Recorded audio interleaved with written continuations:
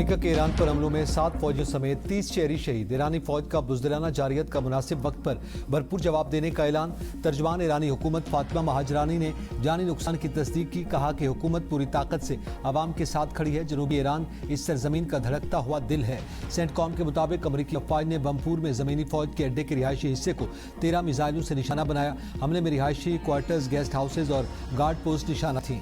ईरानी फौज का शहदा के खून का बदला लेने का ऐलान। कहा ईरान इस जारियत का मुनासिब वक्त पर भरपूर जवाब देगा। अमरीकी कार्रवाई को बगैर जवाब के नहीं छोड़ा जाएगा।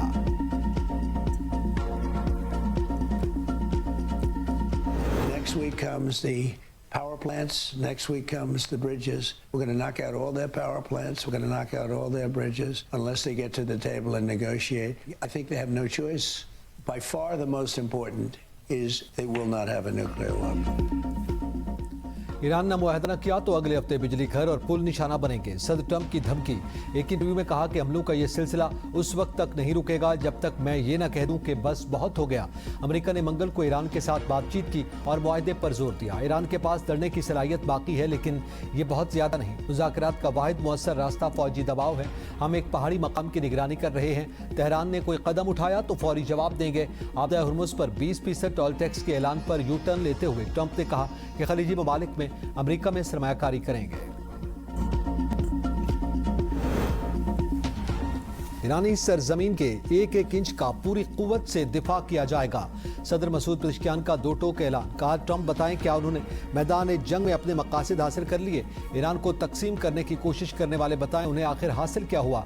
ईरानी पार्लियामेंट के कौमी सलामती कमीशन के तर्जमान इब्राहिम रज़ाई कहते हैं कि दुश्मन मफामती याददाश्त को तमाम शकों की खिलाफ वर्जी करते हुए बाज़ाब्ता तौर पर जंग में दाखिल हो चुका। अब कोई मफामती याददाश्त बाकी नहीं रही। अमेरिका के ईरान पर मुसलसल चौथे रोज फिजाई और बहरी हमले। बंदर अब्बास, जजीरा केश, कशम, चाबहार और सिरिक में धमाके। सेंटकॉम के मुताबिक 7 घंटे तवील कार्रवाई में लड़ाका तैयारों, ड्रोन्स और बहरी जहाज़ों ने हिस्सा लिया। मुतादिद ईरानी अस्करी अहदाफ को निशाना बनाया गया। अमेरिकी फौज ने ईरान की बंदरगाहों और साहली इलाकों को जाने और आने वाले जहाज़ों की नाकाबंदी दोबारा शुरू कर दी। सेंटकॉम के मुताबिक 20 से ज्यादा अमेरिकी बहरी जंगी जहाज़ और सैकड़ों फौजी तैयारे ऑपरेशनल हैं। अमेरिकी महकमा खजाना ने ईरान से मुतालिक नई पाबंदियां भी आयद कर दी। ईरान के जवाबी वार खित्ते में अमरीकी अहदाफ को निशाना बनाया। पासदारान इंकलाब का बहरीन में अमरीकी फिफ्थ फ्लीट पर हमला। कमांड, ईंधन और साजो सामान की तंसीबात को तबाह करने का दावा। कुवैत के इलाके में अब्दुल्ला में अमरीकी फौजी लॉजिस्टिक और स्पोर्ट्स सेंटर को भी तबाह करने का दावा। कहा ऑपरेशन नसर 2 की चौथी लहर के दौरान इस तंसीब को आग लगाकर तबाह कर दिया। ईरान का उर्दन के अल-अर्ज़क़ एयरबेस पर भी हमले में अमरीकी तंसीबात को निशाना बनाने का दावा। आबदा हुर्मुज़ उस वक्त तक बंद रहेगी जब तक अमरीका अपनी जारहाना कार्रवाइयां खत्म नहीं करता।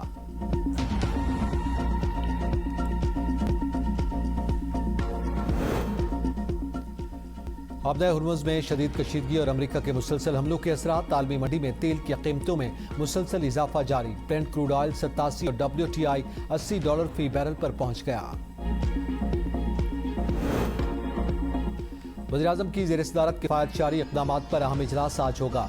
इजलास में किफ़ायतशारी इक़दामात से मुताल्लिक़ अहम फैसले मुतवक्के। गुज़िश्ता महीने फ्यूल बचत और इजाफी किफ़ायतशारी इक़दामात ख़त्म कर दिए गए थे। एक दिन की इजाफी छुट्टी ख़त्म करके 4 की बजाय 5 रोज़ वर्किंग डे बहाल किए गए। सरकारी महकमों की गाड़ियों को मिलने वाले तेल में 50% कटौती वापस ली गई थी।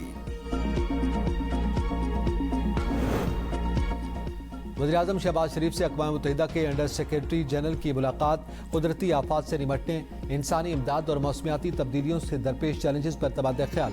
2022 के सैलाब में ताउन पर OCHA की खिदमात को सराहा गया। वज़ीर-ए-आज़म शहबाज शरीफ से चेयरमैन NDMA लेफ्टिनेंट जनरल इनाम हैदर मलिक की मुलाकात। वज़ीर-ए-आज़म की मानसून के दौरान सूबाई हुकूमतों और PDMA से रवाबित की हिदायत। कुदरती आफात से निपटने के लिए वफाक और सूबों के दरमियान बेहतर राब्तों पर जोर। वज़ीर-ए-आज़म शहबाज शरीफ से वज़ीर ममलिकत दाखिला तलाल चौधरी की भी मुलाकात। मुल्क की मजमूई और सियासी सूरत हाल पर तबादला ख्याल। मुल्क भर के उलमा का मौलाना फजलुर रहमान से मुआफ़ी मांगने का मुतालबा। अमीर JUI का बयान शहदा की तौहीन करार। कौमी पैगाम अमन कमेटी का शहदा के लवाहिकीन से इज़हार यकजहती। वज़ीर आला सिंध के हमरा प्रेस कॉन्फ्रेंस में अल्लामा ताहिर अशरफी ने फौज के जवानों, शहदा के अहले खाना और उनकी माओं से मुआफ़ी मांग ली। वज़ीर आला सिंध मुराद अली शाह ने कहा कि हम पाक फौज पर फ़ख्र करते हैं। मार्के हक़ की कामयाबी के बाद दुनिया में पाकिस्तान की बात हो रही है।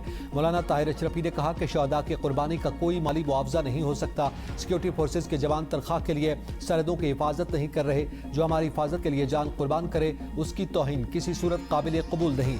दहशत गर्दी के खिलाफ जंग में पूरी कौम को रियासत और इदारों के साथ खड़ा होना चाहिए। अल्लामा रागिब हुसैन नईमी ने कहा कि मसालिक मज़ाहिब मिल बैठें और मुकालमा करें तो बेहतर नताइज होंगे। अमन कायम होगा तो मुआशी तरक्की में इजाफा होगा। मुफ्ती अब्दुल रहीम ने कहा मदारिस के निसाब में और तलबा की ज़हन साजी पर काम करना होगा।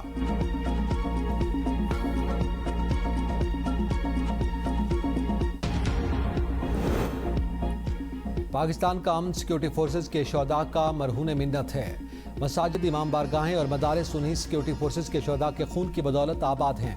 गवर्नर फैसल करीम कुंडी कहते हैं कि शहदा हमारे सर का ताज और हमारा फ़ख्र हैं। उनका बयानिया मुल्क दुश्मन बयानिया है। मुल्क दुश्मन क़ुव्वतें खुश होंगी। स्पीकर पंजाब असम्बली मलिक अहमद खान ने कहा मौलाना फजलुर रहमान की बातें सियासी, अखलाकी और उसूली तौर पर दुरुस्त नहीं। उन्हें कौम से मुआफ़ी मांगनी चाहिए। पेट्रोलियम मसनूआत की कीमतों को रोजाना की बुनियाद पर मुकर्रर करने की तजवीज़। All Pakistan petrol pump owners association की मुखालफत। हफ्तावार कीमतों के निज़ाम ने पेट्रोल पंप मालिकान के कारोबार को शदीद मुतासर किया। रोजाना की बुनियादों पर कीमतों का तयन इस बहरान को मजीद बढ़ा देगा। किसी भी पॉलिसी की कामयाबी के लिए मुतल्लिका फरीक़ैन से मुशावरत नागुज़ीर है। वज़ीर आला मरीम नवाज ने chief minister pink salt value addition financing scheme का डिजिटल इजरा कर दिया। पंजाब में कायदाबाद के करीब 110 एकड़ पर pink salt mineral processing zone कायम करने का ऐलान। मरीम नवाज ने कहा कि पिंक साल्ट ज़खायर से सनतकारी, रोजगार और बरामदात में इजाफा होगा। पिंक साल्ट पर अब मेड इन पाकिस्तान लिखा जाएगा। कुदरती वसाइल कौम की अमानत हैं, पूरी ईमानदारी से हिफाजत करेंगे। वज़ीर आला खैबर पख्तूनख्वा ने फाटा और पाटा में वफाकी टैक्स के निफाज पर 17 जुलाई को मुशावरती इजलास तलब कर लिया। सुहेल आफरीदी कहते हैं फाटा और पाटा में टैक्स निफाज से अवाम और ताजर बरादरी में शदीद तशवीश पाई जाती है। दहशत गर्दी और नकल मकानी के बाद अब टैक्स का निफाज इलाके की मईशत पर मजीद बोझ बनेगा। वफाकी हुकूमत के टैक्स फैसले से पहले तमाम स्टेक होल्डर से मुशावरत जरूरी है। सिंध पब्लिक सर्विस कमीशन के खिलाफ इंक्वायरी का हुक्म मुअत्तल। इम्तिहानात में कामयाब उम्मीदवारों के इंटरव्यूज रोकने का सिंध हाई कोर्ट का हुक्म भी मुअत्तल। वफाकी आईनी अदालत ने फेल होने वाले उम्मीदवारों के पेपर्स दोबारा चेक करने का हुक्म भी मुअत्तल कर दिया। सिंध पब्लिक सर्विस कमीशन की अपील पर फरीक़ैन को नोटिस जारी।